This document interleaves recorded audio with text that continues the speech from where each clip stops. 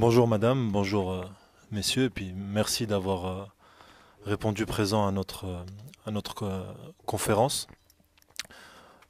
Aujourd'hui, on a une nouvelle assez importante à vous communiquer, qui est plutôt du domaine médical et qui concerne un de nos joueurs qui est très cher pour nous, pour Didier, pour nous, le club, pour tout le monde. Et je vais laisser la parole à notre médecin, docteur Martin, qui va nous donner plus d'explications sur ce sujet. Merci Anta. Bien, donc un médecin de club, c'est un médecin de soins, et vous en parlez souvent, mais c'est aussi un médecin de prévention. Et à ce titre-là, j'ai mis en arrêt de travail Abraham Guéguier, et je vais demander à ce qu'il soit vu par le médecin du travail pour prononcer une inaptitude dont on verra la durée, si elle est temporaire ou définitive, en raison de problèmes cardiaques qui ont été révélés. Ces problèmes cardiaques, vous pouvez peut-être vous poser la question, savoir si on aurait pu, par anticipation, en fait, arrêter Abraham. Il se trouve que pour deux raisons, c'est qu'en fait notre dossier est bouclé depuis un mois. La première raison, c'est qu'en fait il faut soumettre ce dossier à la commission cardiologique de la fédération et que ce sont des experts qui sont au nombre de 7, qui siègent d'une manière bénévole. On leur transmet ça par télémédecine, par Internet. Et en fait, leur avis ils confrontent leurs opinions en fonction du cas. Et c'est des spécialistes en cardiologie du sport, donc ils ne sont pas très nombreux en France. Et ils font autorité même au niveau international. Et il y a un espèce de consensus qui s'est établi et ça nécessitait une discussion par rapport à... Et c'est pour ça que la décision a été assez tardive. Quant au début de saison... Le deuxième fait qui a eu un relatif retard, c'est qu'en fait Abraham a joué donc à Chypre pendant 4 ans, ce qui fait qu'il n'y a pas les mêmes exigences de suivi que nous avons nous en France et que la LFP nous impose. C'est une imposition qui est tout à fait légitime et qui est compte tenu des connaissances médicales, qui impose de faire un électrocardiogramme et une échographie tous les ans. Et cette échographie faite tous les ans permet de voir l'évolutivité des anomalies, qui sont des anomalies qui peuvent rester physiologiques ou qui peuvent devenir pathologiques à un certain temps. Et c'est ce qui s'est passé pour Abraham, c'est qu'en fait, du physiologique, on est arrivé dans le pathologique, c'est des mesures, c'est très arithmétique. Et donc, quand on a franchi cette limite, il a fallu donc soumettre le dossier et refaire des examens un peu plus poussés, c'est-à-dire qu'au-delà de cette échographie, on a fait même une IRM cardiaque. Cette IRM cardiaque, vous savez bien qu'avec les problèmes de démographie médicale, les problèmes de disponibilité, il faut batailler un peu pour avoir l'IRM, et c'est une IRM cardiaque qui est faite dans un centre spécialisé, qui est spécialisé dans la médecine du sport, ce qui n'est pas le cas de tous les centres. Donc c'est au vu aussi de cet examen-là complémentaire qui n'était pas obligatoire par la LFP, mais qui a permis d'étayer le dossier. Donc maintenant, Abraham va voir le médecin du travail, et puis là, c'est en fonction de l'évolutivité, on pourra statuer sur un arrêt définitif ou pas. Mais en tout état de cause, là, il y a à prévenir, ne pas, comme on dit toujours, la santé d'un athlète ne vaut aucune médaille. Donc, c'est un principe de précaution. Les gens qui ont répondu sont éminemment compétents. C'est une discussion et une conclusion qui est collégiale. Et même notre cardiologue référent de Paris n'était pas à même, lui seul, de donner la réponse. Donc, voilà la situation actuelle. Donc il a fallu expliquer à Abraham, effectivement, parce que lui se sent en pleine forme, donc c'est toujours la difficulté d'accepter une telle décision alors que le joueur se sent en pleine capacité de ses moyens. Il y a des anomalies qu'on peut détecter, et c'est celles-là qu'il faut cerner. Il arrive quand même quelquefois des accidents alors qu'on n'a rien détecté. Donc je pense que quand on a du grain à moudre, quand on a quelque chose qui permet de nous mettre la puce à l'oreille, je crois qu'il ne faut pas passer à côté. Il n'y a aucun risque à prendre de ce point de vue-là. Voilà. Au départ, vous aviez des doutes, Alors en fait, pour tout vous dire, hein, Abraham avait vu un expert cet été, au mois d'avril, à Athènes, un expert international qui est reconnu et qui siège quelquefois avec les cardiologues français, qui avait donné un accord, mais temporaire, de 6 mois. Et en fait, les 6 mois, d'avril, on est en octobre, on y est pleinement. Et c'était sous couvert de compléter le bilan. Et le complément de bilan n'a pas permis de valider la prolongation Donc, quand- de la pratique. Quand Abraham a signé, il y avait un petit point d'interrogation. Oui, oui, Patrick, on est bien d'accord. Ouais, tout à fait.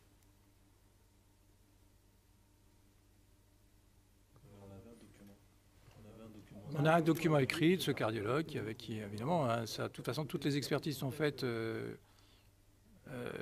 donnent lieu à des conclusions et on avait le document. Donc, il pouvait jouer les premiers matchs. Ben, on était dans ce délai de 6 mois qui était recommandé par le cardiologue avec le complément qui tombait de toute façon de la manière normale. De toute façon, on aurait fait de toute façon ce bilan puisque c'était le bilan obligatoire qu'on devait soumettre à la LFP.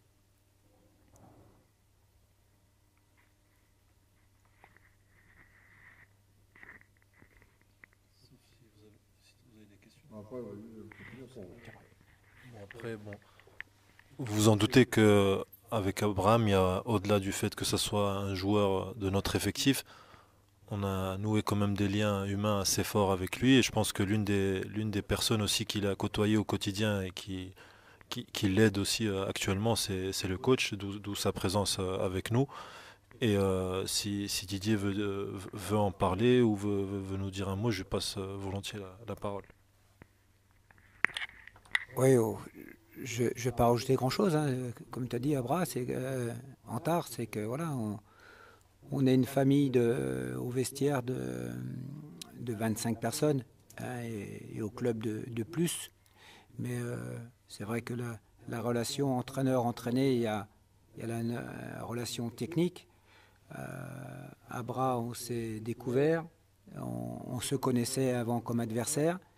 Il s'avère qu'il venait d'un club que j'ai entraîné, hein, donc c'est vrai que il y a toujours des liens un petit peu particuliers, que ce soit Nice, que ce soit Limassol. Donc c'est voilà, j'ai eu que des bons renseignements sur Abra cet été, hein, que ce soit sur le plan du joueur et sur le plan humain. Aujourd'hui, je regrette vraiment pas d'avoir approfondi notre relation et d'avoir travaillé avec Abra, dans la mesure où j'ai découvert un très bon attaquant hein, dès le départ, hein, qui revenait, qui avait besoin de temps hein, par rapport à sa petite blessure de cheville de fin de saison dernière à Limassol. Mais par contre, j'ai senti dès les premiers matchs amicaux que c'était un attaquant intelligent qui répondait totalement à nos aspects hein, de jeu, de participation, de déplacement, qui avait vite compris notre méthode. Et puis j'ai découvert l'autre, donc ça a été validé dès le premier match de championnat par le but magnifique qui nous a marqué contre Nancy, qui a mis l'équipe sur les rails, hein, qui a mis l'équipe sur les rails de ce match et l'équipe sur les rails de la saison. Donc ça c'est très important. Et puis j'ai découvert un homme avec beaucoup de valeurs, beaucoup de constance au quotidien. Et ça, c'est un élément très très fort. Donc c'est quelqu'un que j'ai vite, comme la plupart des joueurs du vestiaire, appris à apprécier. Et je peux vous dire que Abra, c'était le grand frère des plus jeunes et le bon pote des plus vieux au niveau du vestiaire. Et, donc voilà, c'est un moment qui a été très très dur pour lui la semaine dernière quand la très très mauvaise nouvelle est tombée. Et puis c'était une très très mauvaise nouvelle pour moi, entraîneur, quand je dis entraîneur, qui a à faire l'équipe, parce que c'est un élément humain et footballistique de très haut niveau.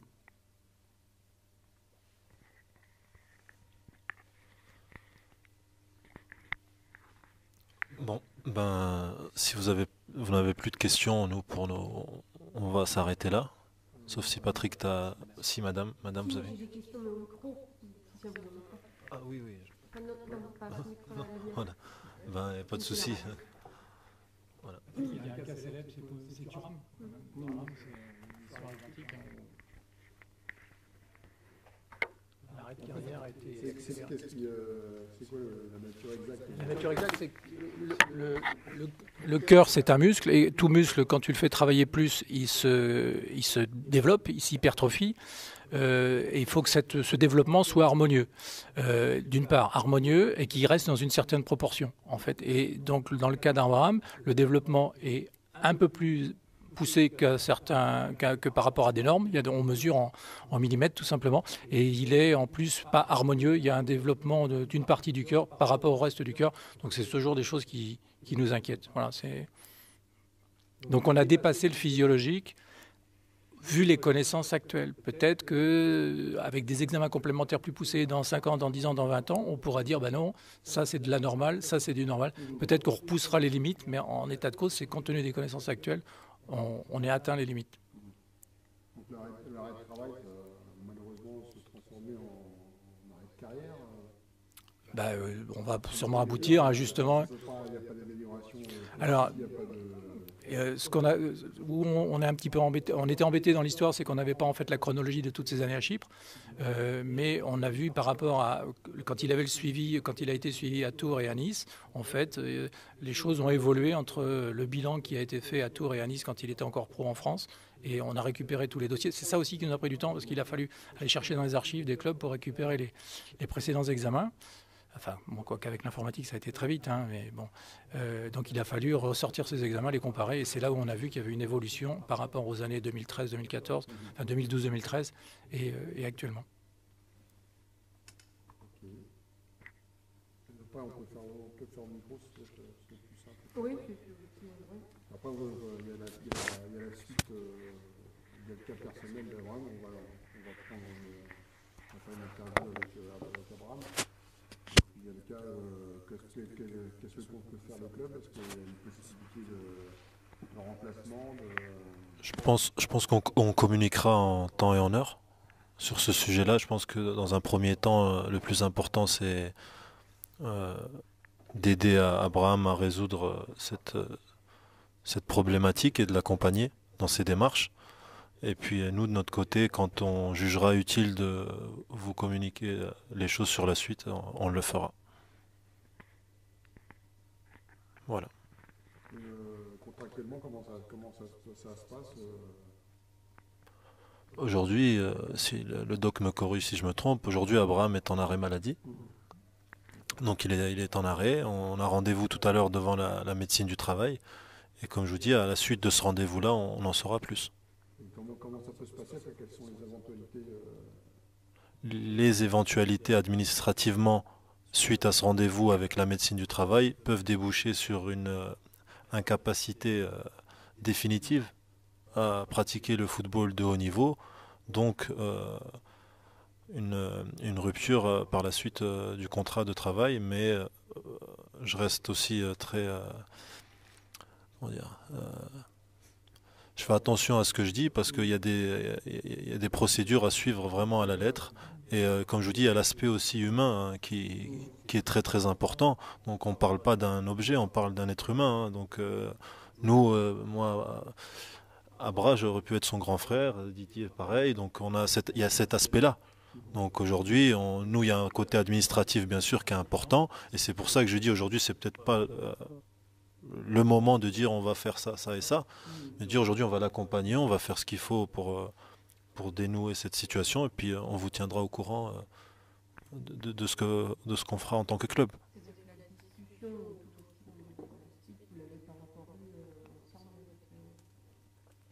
Nous, la discussion autour de la suite, c'est déjà dans un premier temps ce rendez-vous à la médecine du travail et voir.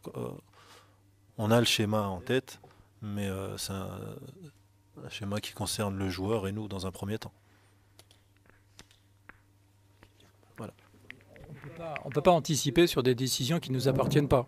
Là maintenant, oui, donc c'est la médecine du travail qui va statuer, donc on ne peut pas anticiper sur des décisions.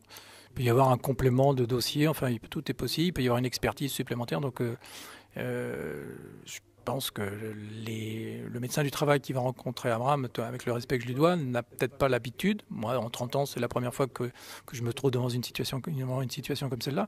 Donc je pense que peut-être que le médecin du travail aura besoin de conseils avant de prendre sa décision. Donc on ne peut pas anticiper sur cette décision. C'est tout pour nous. Ok. Yeah.